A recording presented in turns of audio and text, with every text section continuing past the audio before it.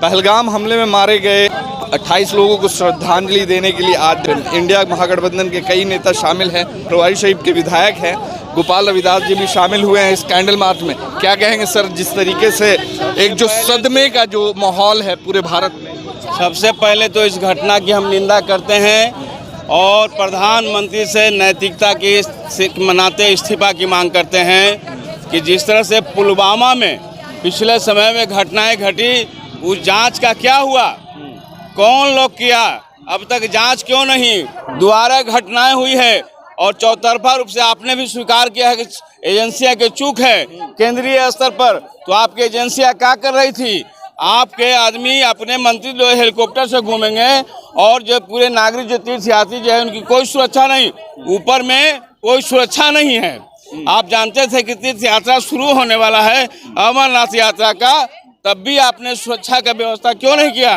ये आपके जिम्मे था।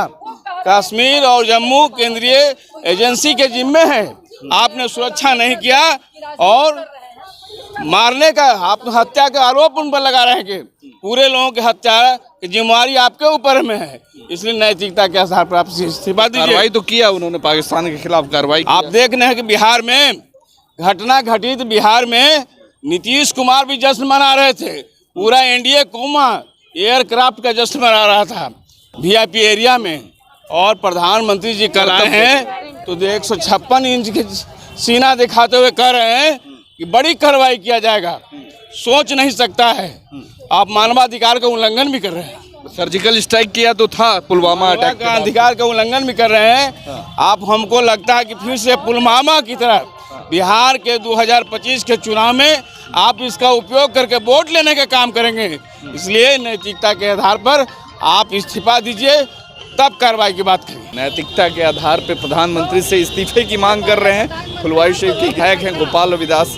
और जिस तरीके से जो चूक हुई है, कहीं ना कहीं ये सिस्टम फेलियर मानते हैं, खासकर जो केंद्र सरकार में जो सिस्टम बनाए गए, खासकर सुरक्षा एजेंसियां जिसके लिए जो बनाई गई है, जो हमेशा सुरक्षा को लेकर बातें होती है कि भारत की जो सुरक्षा है काफ़ी बेहतरीन व्यवस्था है। तो इस बेहतरीन व्यवस्था का जो नज़ारा एक पहलगाम देखने को मिला है अभी हाल फिलहाल के दिनों में, जिसमें 28 लोगों की जान गई है और कई लोग घायल हैं। देश सदमे में है, मगर शायद नेता अपने काम में लगे हुए हैं।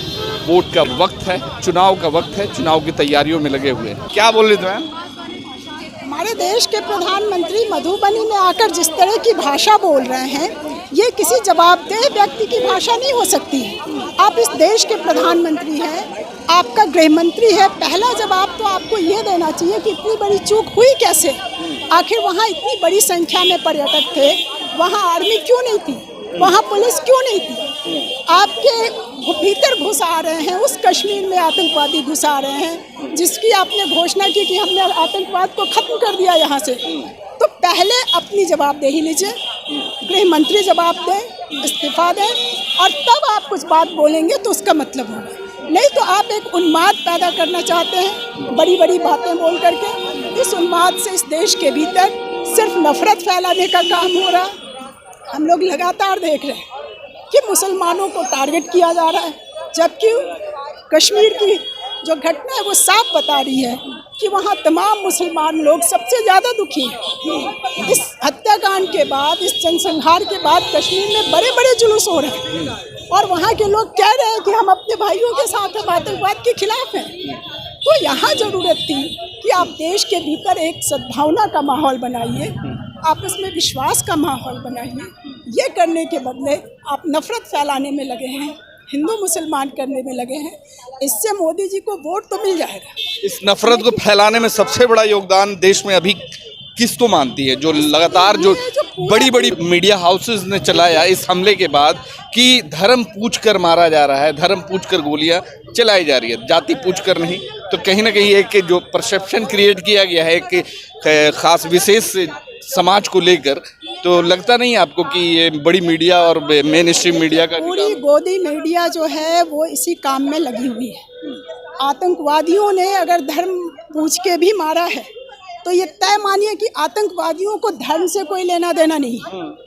आतंकवादी इस देश के भीतर अपनी उपस्थिति दर्ज कराना चाहते हैं, वो हमारे देश को तबाह करना चाहते हैं। उनका किसी धर्म से कोई लेना देना नहीं है।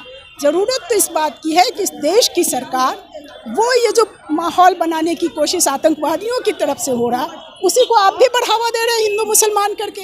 और पूरा गोदी मीडिया तो नाम ही पड़ गया है, जो मुख्य चैनल है आज देश के, वो इसी काम में लगे हुए हैं। वो आतंकवादियों का ही काम आसान कर रहे हैं, जबकि इस देश के तमाम नागरिक आपस में मिलजुल के रहना चाहते हैं, आपस में शांति चाहते हैं। इस आतंकवाद के खिलाफ वो खड़े होना चाहते हैं। इसलिए ये हिंदू मुसलमान करने की जो पूरी कोशिश मीडिया के जरिए हो रही है, ये गलत है।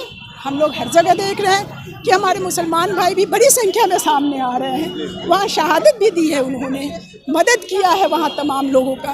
तो हमको तो इस भावना को फैलाना चाहिए। तो ये बिल्कुल गलत हो रहा है। और मैंने पहले जो कहा कि मोदी जी को वोट मिल सकता है, लेकिन इस देश का भला नहीं हो सकता है। इस देश के आम नागरिकों की जो ज़िंदगी है वो तबाह हो रही है, और इसके जरिए आप आतंकवाद को ख़त्म नहीं कर सकते।